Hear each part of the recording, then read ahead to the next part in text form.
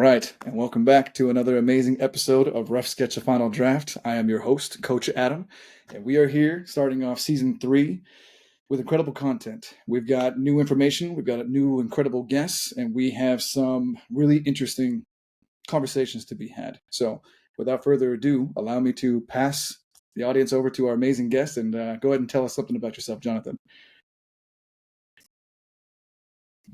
Yeah, thanks so much for having me on, Adam. I really do appreciate it. And honestly, guys, I don't know. I don't like introducing myself, but my name's Johnathan. I'm here in Utah, and I'm originally from North Carolina. I'm a father of 5. I love the outdoors. I have a 9 to 5, but I also run a podcast, and I help a bunch of companies basically get connected and people that I think should work together and would make great collaborations. I try and partner them up. But honestly, guys, I just love talking fitness, faith, family, and the outdoors. And that's really what I do, just conversations. And then, of course, my 9 to 5 is I do sales. So we won't go too into that because that's not very interesting. But just, again, the podcast and fitness and family. Gotcha. Well, I just want to tell you and tell the family openly and honestly when we start this off, I think the world of you and your amazing content. So God bless you and your amazing family with all 5. I didn't know that there was 5. I knew that from some of the content that I've seen on your page that there's roughly over 3. So I didn't know there was a full 5. God bless you, sir. And really, if you don't mind, because I've listened to a few episodes of your podcast, what is really the genesis of your amazing family, faith, and fitness kind of motif? What was it that brought you into this whole entire idea about doing this in the first place? Yeah, no, that's a great question. So with the podcast, essentially I didn't want to get into all the editing that's required for people that do YouTube and actually do YouTube well. I do put my podcast up on YouTube. It is there so you can see the face-to-face interactions and the conversation, but I don't do full-blown like videos, and there's some people that I could name off that I'm just blown away by. It's not even the editing, but it's the way that they tell a story through their videography. And it's just something that I didn't have the time or necessarily even the desire to get into and understand that style of storytelling. So I decided I love having conversations. I've always been great at talking with people and bringing people on that I find is interesting and to the podcast. But even before that, I was in a 9 to 5 job that I was in an office where we'd come in after our days off and people would ask me what I did. And I'm like, oh, well, I took the kids hiking over here and we did this and that. And they were kind of blown away. They're like, don't you have, at the time they were toddlers, the youngest 2. And they were like, don't you have toddlers? I'm like, yeah. And I still take them out. I take them hiking. They're like, how do you do that? I'm like, guys, we live in Utah. It's a beautiful state. Most of the hikes are, really easy and accessible to get to for children. And at least for like the first mile, kids can walk it. And then after that, just carry your kids and they'll love it. They'll enjoy being out there, throwing rocks, kicking dirt, getting muddy.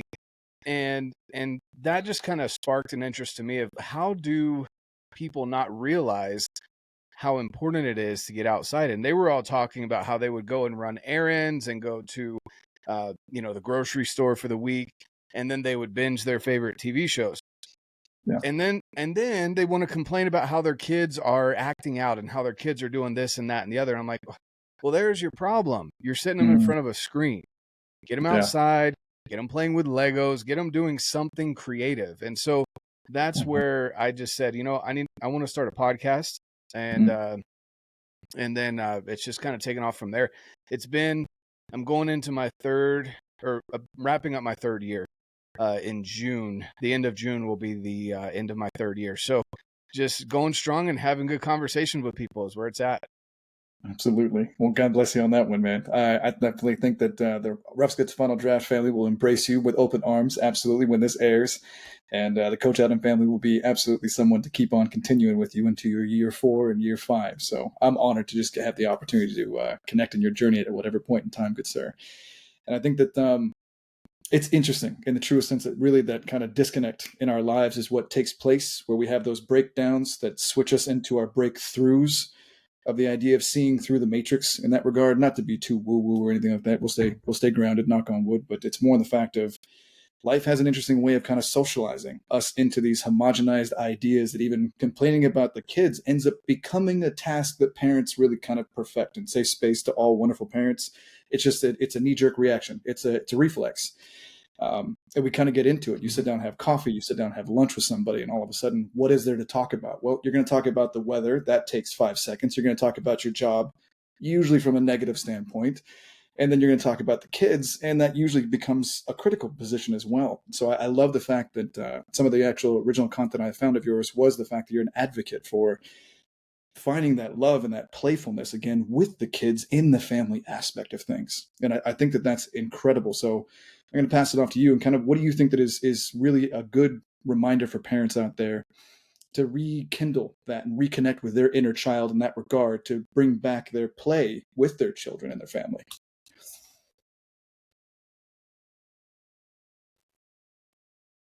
Yeah, honestly, and I don't mind you going a little woo woo because Yeah.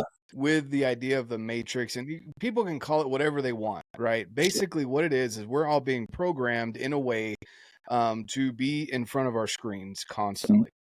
Yeah. I've stopped watching the news. My wife will send me an article every once in a while. I'm like, babe, I don't care because it doesn't have anything to do with our family. Right. And Right. and that to me, it's Mm. it's a big deal for me when one of my children goes off and does something stupid.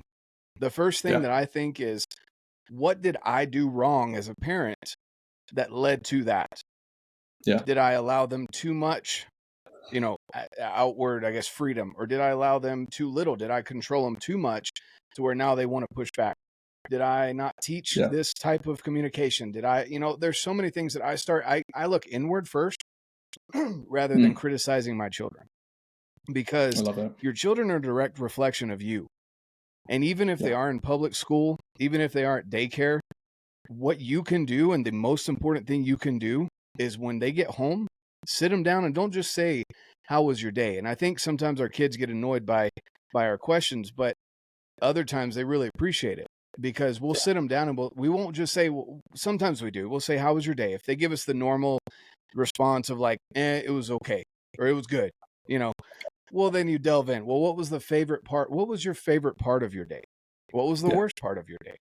And you get more specific with them and create that conversation with them to where I've learned a lot of things about my kids that I probably wouldn't have learned if I had just stuck with the accepting good as an answer or as a response.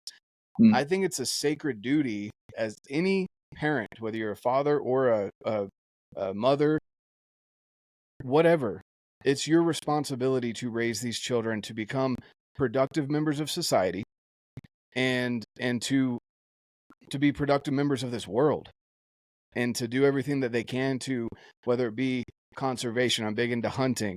I talk to my kids about why that's important. Some Yeah. of my kids are a little iffy on it, some of them aren't, and some of them want to go with me. So, Mm. we have those open dialogues and conversations. Why is it important to eat healthy? Why do we send you to school with a lunchbox rather than making you eat school lunch every day?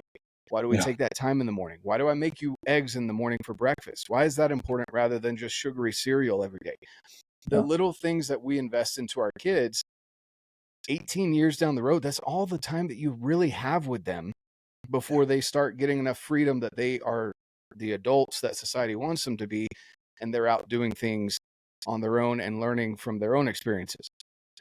So, going back to your question about, why is it so important to me, as far as being playful with the kids and things, Yeah. we are the nuclear family is what is wrong with society today, in my opinion. Yeah. And it's not the good nuclear families. It's the families that are broken. It's the families that sit their kids in front of screens all day and let Fox News or CNN or whoever teach them what they need to know, or Disney or whatever, Paw Patrol, whatever it is. The Right. screens are teaching our kids now. Mm. Why is that? It shouldn't be that way. Yeah. Well, it's because if you go to the park, you look around, what are the parents doing? The majority of parents are doing this, scrolling through Yeah. their phones. Right. That gets under my skin so bad Mhm. because I'm like, you're probably the same person that's going to go complain about the kid being naughty or the adults that are out rioting or whatever it is. You're the same Yeah. person. Well, guess what? You're the problem, in my Yeah. opinion. And I think a Yeah. lot of people would agree with that. So now more than Amen. ever, it's important for parents to step up. You had a child, you created a human being, recognize that miracle for what it is. You created an entire human being. Take care of them, teach them, interact with them, make them the person that you wish you would be if you could go back with the knowledge that you have now at whatever age you are, 30, 40, 50, whatever. Teach your kids the stuff that you wish you knew at their age. God, I align with you so much. You're a man after my own heart. I agree in the truest sense that they're tiny humans, right? Like they're tiny adults in the making. They're not just children. That's a phase. That's a term for a tiny human. That's it. And if we raise them to be whatever, we have the opportunity to shape these minds and mold these minds the way that even we wish that would have been done for us. And I wish that introspective, that's why I love what you just said about it's a reflection that you as a good, conscientious, aware father, I knew that I was going to enjoy it. But at the same time, I knew this conversation was going to be that way, that you show that honest, authentic awareness that when you're looking at your child, you're having this reflection in that sense that I wish that other parents would. And I know that everyone kind of gets there eventually. So safe space to anyone who's going through that journey. At the same time, it really is a truth where it really is the fact that you're seeing you, a little version of you, and you're growing at that same exact point. And perhaps certain things weren't done for us when we were being reared by the generation before us. And now we're doing it here. So that's our opportunity to be accountable for what we're going to be responsible for, our tiny Exactly. humans. They're going to turn into members of this wonderful society. And I couldn't agree with you more that the screen time is legitimately just galvanizing inwardly people's brains from within and between their gray matter of their ears and saturating it in such a way that it makes people just kind of, goo in that regard. And what do we call them nowadays? They're NPCs, right? Just walking around non-playable characters. And not to get out there too much again, just to kind of keep it in there for the audience, because I wanted to have this amazing conversation with you. However, in our season 1 and season 2, we have yet to kind of dive into these bigger concepts. So we're just walking on eggshells here for the audience to kind of get into it, for me to start hammering this conversation. But I knew that I was going to enjoy it with you. And I think let's tie that into faith, right? Because let's keep this going, because I love the family, faith, and fitness aspect, and we can kind of just go by the numbers and paint by numbers here. What do you find that is the cornerstone of the reason why faith is so important to you? I know that you talk about it on your podcast, so share it here for our wonderful audience, that it ties in the family aspect and it ties in our purpose in society and how those kind of coalesce together. Take it away. Yeah. So real quick, I just want to show, and there's a reason I wore this shirt. So people that can't see it, it says "not entitled." Right? There we go. And a buddy of mine made these shirts, and he sent me a couple of them. And I love the reactions I get going through the gym, and the people that would talk to me about it, because and this will, I'll get back to faith on this, but Absolutely. not being entitled is huge. We have a huge problem with the entitlement mentality. And I catch myself, again, I'm not perfect, so I don't want anyone to think, you keep mentioning safe space for parents that are, learning or on this journey. Look, I'm on the journey too. I'm only 31, so I'm young. And I had my kids young because I wanted to enjoy life after the kids move out. I still want to enjoy life with my wife. And then also I want to be young enough as a grandparent that I can go steal my grandkids and say, how you guys have to work. I'm going to take the grandkids out and have fun. There you go. So anyway, the not entitled mentality is just the idea that things are not just given to you. And even if I've earned something, like a partnership or whatever in the podcast world or companies that I work with, I didn't just immediately go and do things for my kids. Right. My kids still had to show me, for example, I'll just use PSE, my archery partnership, as an example. I received a bow. I started shooting for them. I received a bow. I've been out hunting. I bought my kids the little bows that you get from like Cabela's and stuff, right? And so the little $40 bows, and they had to show me the intent that they were wanting to go and shoot archery before I would even remotely picture spending money or asking my partner for kids' bows for my kids. That was almost a year before my kids finally, I recognized they outgrew these little cheapo bows that I bought them. And then I reached out to my partnership, and for Christmas, we gave each of the 3 younger kids that were wanting bows, they got bows. So it, again, going back, that just is the not entitled mentality. I still make my kids earn things, right? And I feel like that's something that we need to teach our kids. Another thing too, whenever I do have the opportunity to coach the community league stuff, I don't agree with participation trophies. I haven't kept any of mine. I don't know about you guys that grew up and got participation trophies. I threw all mine out. Half of them, they misspelled my name anyway. But, you know, I threw them all out because they didn't mean anything to me for just showing up.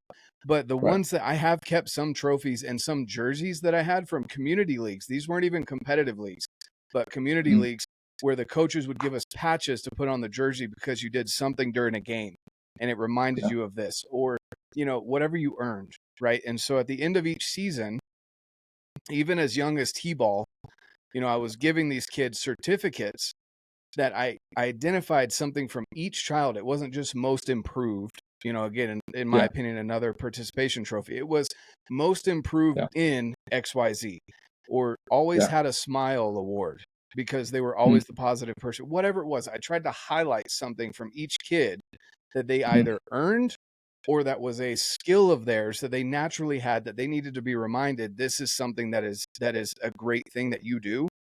And each of the parents, every single time I coach, they appreciate that, because it's not just some, hey, good job, you showed up. It's you did this really well and very specific. So anyway, I kind of went off on a tangent there, but going into the faith side. So faith has always been a big thing for me. And the reason being, I grew up in a household where my parents went through different churches, and to me, faith is very individualistic for people. I want to talk about my journey and things that I've done, but whatever it is that makes you want to be a better human being, and you believe in a higher power, I'm going to call that higher power God and Christ and the Holy Ghost. Those are things that I personally believe in. Some people listening may not believe in that. Either way, everyone has some kind of faith. So on this journey, my parents went through multiple different Christian churches, and I'm the oldest in my family as far as children go. And when I was about 2, they, you guys probably recognize the Mormon missionaries that walk around with the white shirts and ties. Not the Jehovah's Witnesses, but the Mormon missionaries. Right. They knocked on the door, and my parents ended up going to that church, and then they ended up getting converted. Then when I turned 8, I was baptized. Now, I grew up in that household, but I never felt like things were forced. And for me, that's another big thing about faith and religion.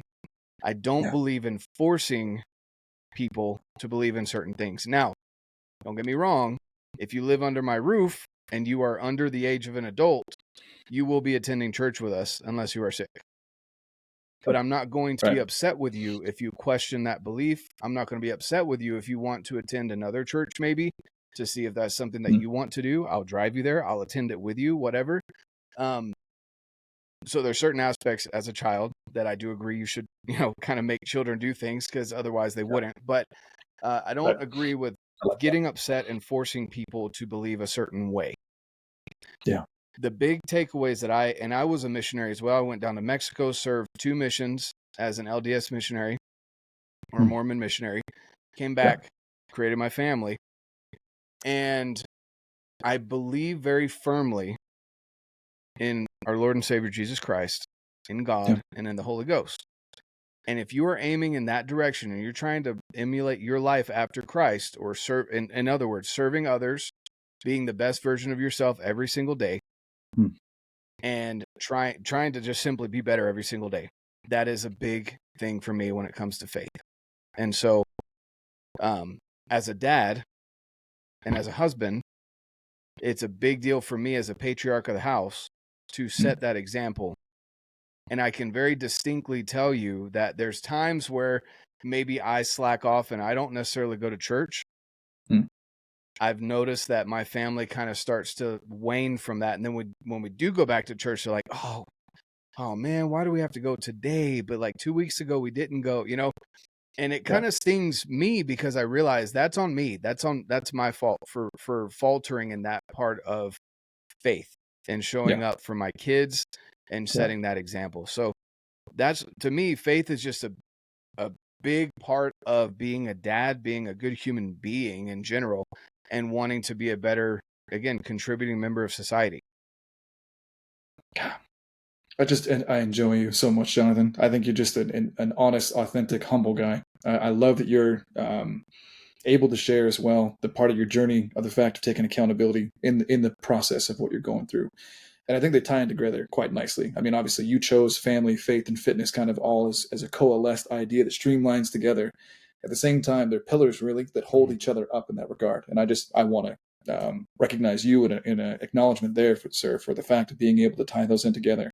And we'll get to the fitness aspect here in a second. And I love the fact, to circle back to what you were sharing with the fact of never forcing anyone's direction, though at the same time to understand that there is a higher source in the universe regardless, right? And you're genuinely among friends here, good sir. So I believe in Jesus Christ. Jesus is king all the way, 100%. My journey to this country and throughout the course of my life with my spirituality has been much more, I would say, if you've caught up with my content and if you were part of the community, you'd understand how I would say challenging it's been in my life to have immigrated here from France. And I was raised Greek Orthodox and found different types of Presbyterian churches here. And my childhood upbringing with my mother and being abused mentally and left for dead and used for money and raped and things like that before we even came to this country. And I'm just kind of passing through some of these painting by numbers here, but at the same time, there's a lot of content that's in season 1 and season 2 already. At the same time, this is our first conversation, so I'm just kind of catching us up. But it's beautiful that you have the perspective to want to be able to share that faith, that it's important, regardless of whatever it is, because I align with you, good sir. So I'm just reiterating it because I align with you so much. And I'm happy to share it here for the internet to know, and your community who's ever going to watch this in the future to just know that it's the truth, that something else is out there, regardless however anyone wants to actually codify it. I think thinking that nothing created something is one of the most interesting paradigms and paradoxes that has ever been postulated by the 21st century of science and postmodernism. So I am with you 100%, good sir. Absolutely. So And just really quick, yeah, you mentioned jump in. something that reminds me of something that I heard.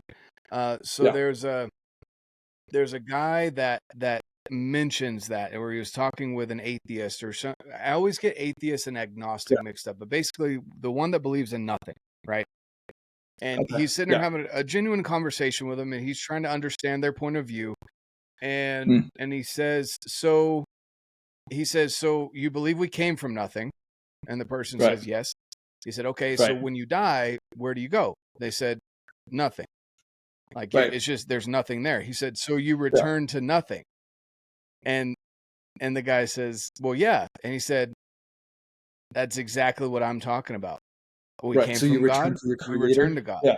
Nothing is your creator. Whatever you want. Right. Like, but he just kind of Yeah. like it's kind of a gotcha moment. And I'm not a big fan of those all the time, but it was a very Sure. interesting way of looking at, people that say you came from nothing, you go back to nothing. It's like, well, okay, well then nothing is your creator. That's fine. But Sure.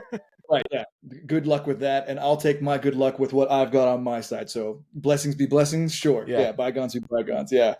Mhm. Agree to disagree, as they say, right? And it's just interesting when you understand like Fibonacci sequences, you understand the solar systems, the constellations, the orbiting, all that other kind of stuff. It's like all that just kind of happened. Like, come on now, it's too much. It's Well, the even just the majesty of this. human body, and I can geek out about this, and I know Yeah. we're gonna get to the fitness aspect, which we will Oh here in a yeah. little bit, and why all of Sure. that ties in for Yeah. me. But Absolutely. I had someone in our neighborhood. So Yeah. we have a bishop of our ward, Yeah. which is our congregation. For other Christian Right. denominations, a ward is your congregation. The Right. bishop is Your your local pastor or chapter. Yeah. whatever other name or title they may have in your church. Yeah. Yeah, exactly. So he's over Yeah. your congregation. So our bishop, he at one point, and he passed out at work. Now, to preface this, he's a very Yeah. fit individual, runs Okay. marathons, very healthy, not an ounce of fat on him. I mean, he's just very, very fit individual. and he's a lawyer, so obviously a lot of stress, right? But he still is very active in his family. Just a great overall dude.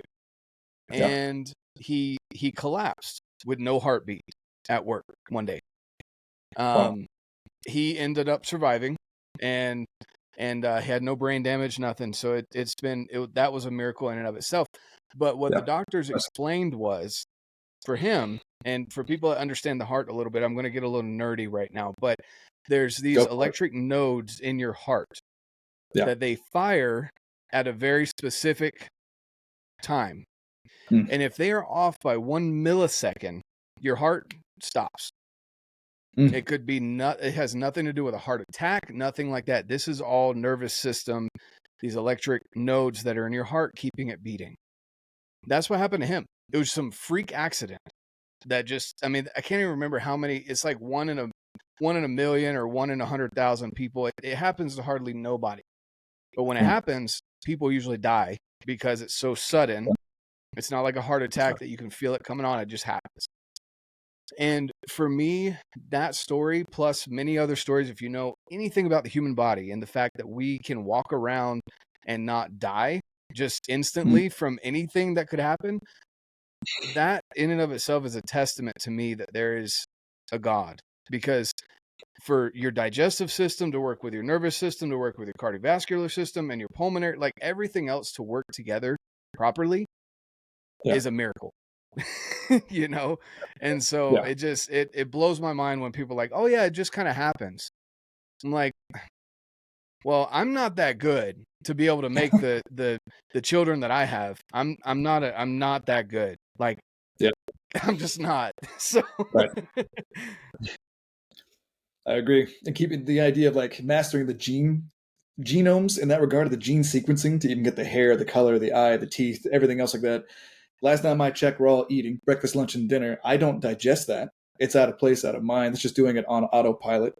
It's interesting because people end up taking this interestingly, and I'm going to say it, kind of bluntly in that regard, taking it for granted until all of a sudden they have kidney failure, lung failure, liver failure, something else like that. Then all of a sudden the majesty and the miracles of the human body, and everyone now all of a sudden wants to find faith as soon as the plumbing isn't working right. But to appreciate the plumbing when it's working right, smoothly, and everything else like that beforehand, that was a tougher cookie to crack, wasn't it? Yeah. Well, exactly. Let's pivot this because we're talking about the human body, the majesty that it is that we walk around in these human suits that we call flesh and body and bone and everything else like that came from a higher source in the first place and are connected to the universe. How does fitness tie into the amazing world of Johnathan's world of faith and family, and tie it in with fitness for us? Let's go down this path. Exactly. So, obviously you're a very fit individual and people go to you for coaching, right?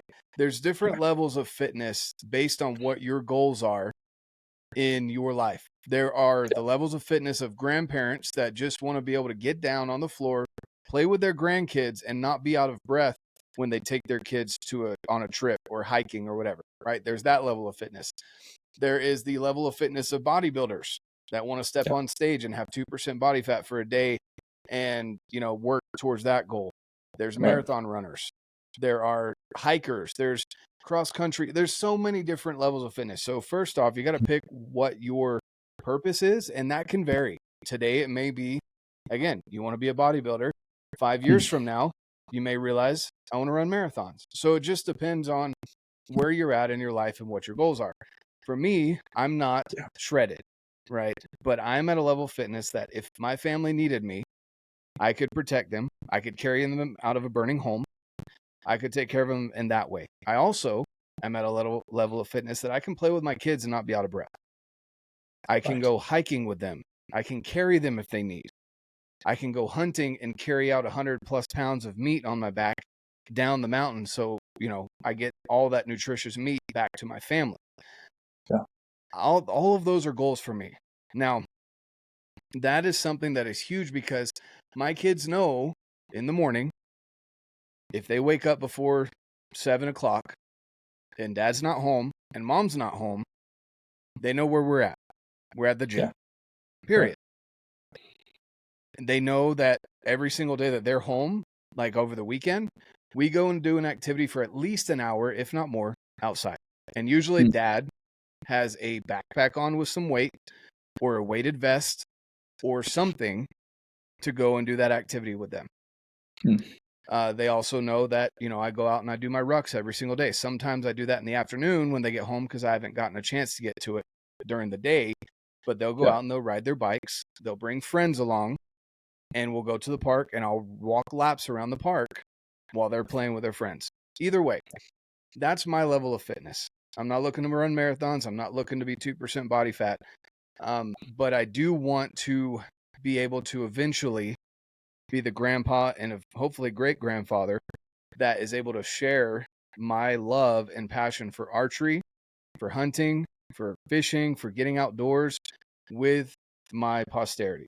That is a big goal of mine. And for me to be able to do that, I have to put in that time every single day now so that when I am in my 50s, 60s, 70s, I'm not restrained to a wheelchair.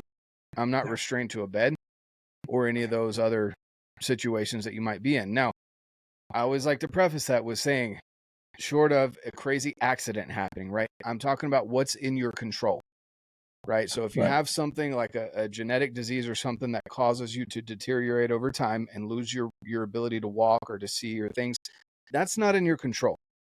Yeah. But if you're a healthy human being, or even if you're not and you have something like that going on, take what's in your control and do everything that you can to take care of this body, this temple that you've been provided. Take care of it. You don't go to the gas station and put regular gas in a diesel. You don't go to the gas station in a Ferrari and put diesel in the Ferrari. It's just, you got to know the fuel that your body needs. And generally, the fuel that your body needs is on the outer rim of the grocery store. It's not in a gas station. It's on the outer rim of the grocery store or your local farmer's market or things like that that are a little bit more natural, homegrown, and less chemicals. So that's basically how I treat things. I could go way more into depth, but that's really it. That's the basics. I love it. It's really zeroing in on the fundamentals, right? In the sense of the fundamentals of having a healthy lifestyle and choosing the right path that aligns with you, right? And I love what you're saying in the sense of codifying. I've had so many clients throughout the course of my life, ever since I put myself through college with personal training, hence the reason why I still do it on the side, is the fact that it really just becomes that one-on-one conversation that you have with someone of what is it that you're targeting. If you're trying to train for a marathon, an Ironman, a bodybuilding contest, or you're just trying to lose weight because your friend's wedding is in 6 months, or it's your wedding in the next 3 months, however that is, your goals align with you, right? So I love what you're saying, Johnathan, in the sense of making sure that it always just makes sense to the individual as they're working on their path to go towards the goals that they want. And what that really is saying also at the bigger picture to everyone who's ever listening to this in the future is give yourself a break. That if you're not a bodybuilder, but your goal is just to be able to lose 30 pounds for your wedding that's coming up, then that's your goal, right? You don't have to hold yourself accountable to the standards of what you see in the magazines. Those individuals are going for something incredibly different than what your goals are. And I love that. So it just kind of pump the brakes and take the pressure off in that sense. And to kind of, I'm going to circle back to part of the conversation that I we do had. want to tie. Oh yeah, no, jump in. Yeah. Sorry, and I think there's kind of a lag, so I apologize for that. That's okay. So with fitness and faith and family, the reason why it all ties in, I mentioned, my kids know that if I'm not here early in the morning, I'm either out hunting if it's hunting season or I'm at the gym, right? Yeah. So they know that. How do they know that? From years of waking up and originally asking me, where am I going? Yeah. And then I know, and my response to them is always, and sometimes they wake up as I'm leaving for the gym. They're kind of a little groggy and they hear me going out the door and they call my name. So I go and step in with them. And of course they want me to stay and they want me to snuggle them and, the younger ones. And I just tell them, like, I need to go to the gym so I can be strong for you. Right. That's just my simple explanation. And that's enough for them. Right. Yeah. Then they also, know that I can do other things. I can throw them up in the air. I can go running with them. I can play soccer with them. I'm out there playing with them. They see that. That's a good example for them. And then the other thing with faith, Mm. What are we doing to show our God why we appreciate what he has given us? And like you said, how no one Bingo. really wants to think about the miracle of a body Yeah. until something's wrong. And I know for Yeah. me, like, like your nose, you breathe, you're just fine until your nose is stuffed up. Then you're like, crap, I wish I could breathe normal again. You don't Right. think about it on a regular day-to-day basis. Yeah. If something's injured, you're like, oh man, like I know I cracked some ribs one time playing football, and I Mm. didn't think about the fact that it hurts to breathe when your ribs are cracked. You don't realize how Been much your there. body is doing for you Yeah. until something is wrong. And so just trying to wake up and be grateful every single day for that, and to not just say it with words, Yeah. but also through our actions. What are you putting Mm. into your body? Is it fuel or is it for fun? And Mm. usually that fun is short term, Yeah. because my definition of fun is not going out and getting wasted every weekend. My definition of fun is going out and wrecking my body by going up that mountain and chasing elk, or going out and kayaking with my kids, or going out and Yeah. doing something. That's my idea of getting wrecked over the weekend, right? That's what I Yeah. enjoy doing.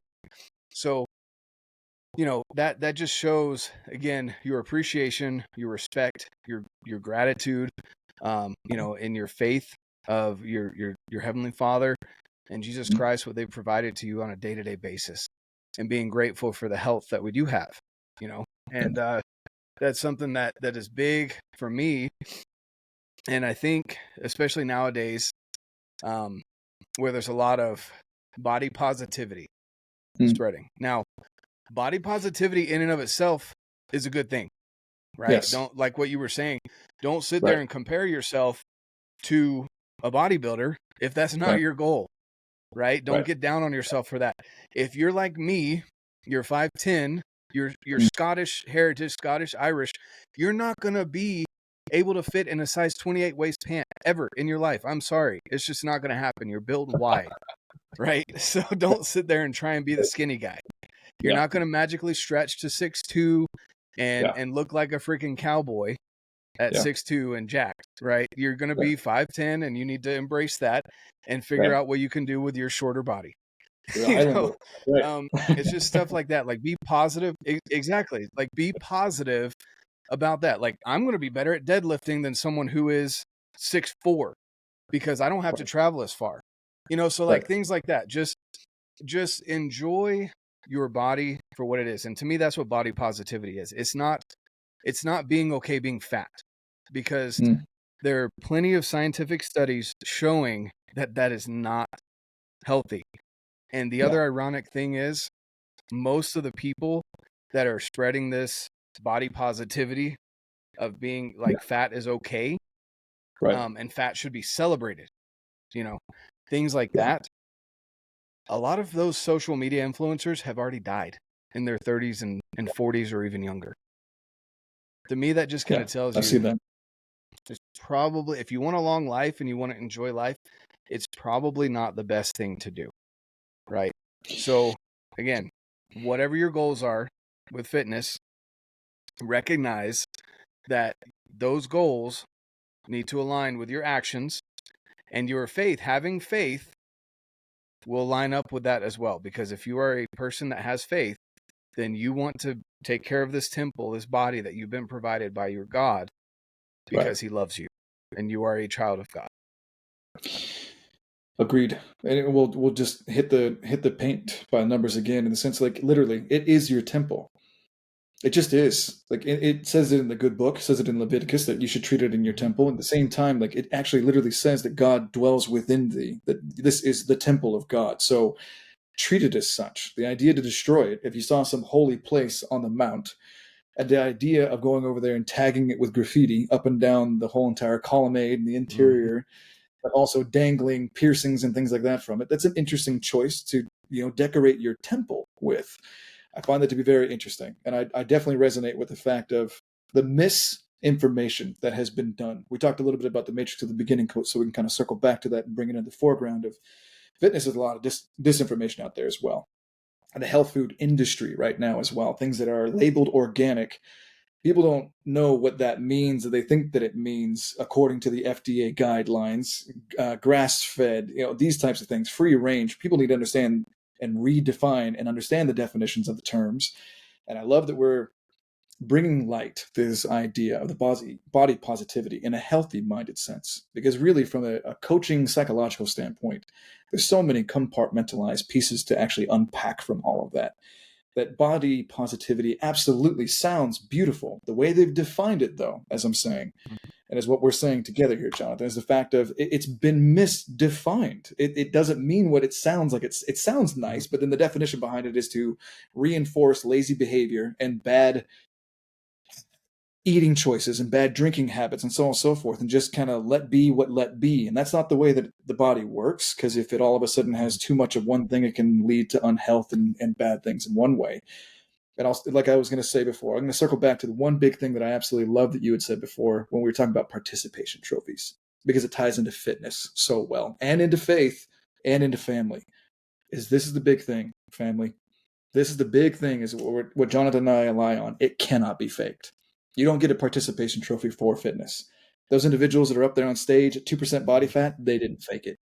It doesn't matter what they did to get there, they didn't fake it. If you're winning the Ironman, if you're doing a marathon, you didn't fake it. If you're being able to do what Johnathan is able to do, which is amazing, and play with his children and have a great time and lift them up and throw them up in the air and be a great father. We had an episode just recently of the Fortune of Fatherhood that aligns with this amazing man, Johnathan. He's a great father.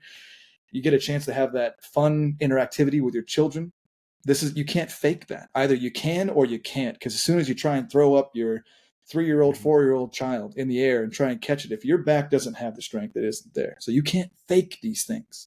And when it comes to faith, really, when it really matters, you can't fake that either. And when you have a family that can count on you, and even as Johnathan used the example, they know when their father and their mother, if they're not there in the morning, where they are, you can't fake that. That was established. You earned that. You worked on that for year after year, month after month, and your family and your children love you and recognize you as this hero and as this role model, that they know that mom and dad are at the gym doing the right things. It's a huge thing. So I think what we're talking about here is amazing. I'm going to pass it off to you to have some other thoughts. I know you've got some things to say, so jump in. Yeah, no, there's two terms that it bugs me that they've been hijacked. And I feel like, I talk to my kids about this, not playing the word game. Yeah. When I tell you to go, when I tell you or ask you, are the dishes done? I mean, are the dishes loaded? Has the dishwasher been started after putting soap in it? Like going down Right. that list. I don't want to have to explain that every time. That's what I mean by, the dishes Yeah. are done. So I don't want to play the Yeah. word game. Things that have been hijacked, two things that really bug me: safe Mm. spaces Yeah. and body positivity, Yeah. right? Because in and of themselves, my idea of a safe space is I can have my friend in the room with me. I trust Yeah. them, but they're going to tell me the real stuff. They're not going to be nice to me. They're not, when I say nice, they're not going to be, oh, it's okay if you have a little bit of extra fat on your body, or, oh, it's Right. okay if you failed that test. It's okay. No, my friend is going to tell me, hey, I love you. You F this up, right? And to me, that's the idea of a safe space. You should be able to have these conversations and listen to your people that you trust and that you love that are in your inner circle. I treat my kids like that. I'm like, hey, this is a safe area, but we have difficult conversations in this safe area. That's right? the point. Safe zones nowadays are portrayed as puppies, kittens, a place that people can go to not be stressed. They can have beanbag chairs. Like, that bugged me when I was at the university. I was like, are you freaking kidding me? I just paid how much in tuition for you to put a room where people can go watch kittens and dogs? Really? Like, that's not that. No, like, I'm not okay with that. They should be meeting with a counselor if they're having struggles, and someone who's qualified that can help them work through that, not just avoid it. Right? Yeah. That's what a safe zone means to me. It's been hijacked. Same thing with body positivity. Body positivity is recognize what your limits are, do your best to exceed them, but don't set the standard so high that you are depressed because you didn't hit that 6'2" jacked bodybuilder style, when really that's not what your goal is to be. you know. Right. So that I just wanted to hit those two things just because I hate when terms get hijacked by the media, Yeah. social media, whoever's getting paid to do it. Yeah. It really bugs me because I don't like that my kids have to go out and have to deal with that crap. So yeah. Yeah. I agree. No, I'm with you, and just to partner here with you in the sense, so you know that you're also an ally with an alignment here with our community. Safe space, literally for me, whenever I've used it, because I've been in literally in the corporate world before I grew the hair back out and everything else like that. I've been in the corporate world for over the past 15 years. I've been doing consultations. I was in the legal world and so on and so forth, things in that nature, and really, I actually Right. went to a seminar that was out in San Francisco. I'm sorry, I know, knock on wood for the way that it is nowadays. But when it used to be in its heyday, X amount of 10, 12 years ago, um, I went to this thing that was called Landmark. And Landmark is all about the idea of literally breaking you down to your breakthroughs. It is Tony Robbins, but within 3 days, it is 10 hours from 8 a.m. to 8 p.m. every single day, Friday, Saturday, Sunday. And the idea is that they actually literally would tout the phrase safe space, because now we're going to actually now say the things that you couldn't say otherwise. And you're prefacing it only for the Right. 5 minutes by basically saying safe space, but I'm going to tell you what bothers me about you, right? Like it's to say Yeah. safe, I love you, but at the same time, say the critical things that need to be said, not criticizing, critical. It's okay to call the kettle Yes. black if the kettle is Yep. black. You're not judging the red Ferrari if it's a Yeah. red Ferrari, right? So it Yep. allows you to be able to say the things that you need to Exactly. say to the people you love the most, because these are some of the things that we need to get off of our chest. And so trust me, I'm with you 100%. Yep. Oh yeah. So at this point of the show, because I know that we're hitting at that like 46-minute time, and I believe that we could probably do this all day long. This is our first time chatting, fam, and I love Johnathan, so Oh yeah. I got to do this more. Leave a like and comment down below for the amazing Johnathan. Tell us what you love about him in that regard, and hopefully he'll come back for us for season 4, because we're in season 3 now. But I love to always give back to my amazing guests. You get a chance to kind of take us towards the end of the episode. You talk about what you'd like to, maybe talk a little bit about what you do and where people can find you as well, and then we'll kind of wrap this thing up in the next 5 or 10 minutes. Sweet. Okay. Well, you can find me wherever you listen to podcasts, just Redbeard Outdoors podcast. I do have a group, 2 groups on Facebook. One is the Day One crew, just having that day one mentality. And then the First Form Outdoors Facebook group, which we didn't even get into First Form Outdoors. But if you have questions about First Form or First Form Outdoors, shoot me a message over on Instagram at red.beard.outdoors. I'm over there. I'm pretty responsive. I try and get back to all messages within 24 to 48 hours if I'm in cell phone range. That's about where you can find me.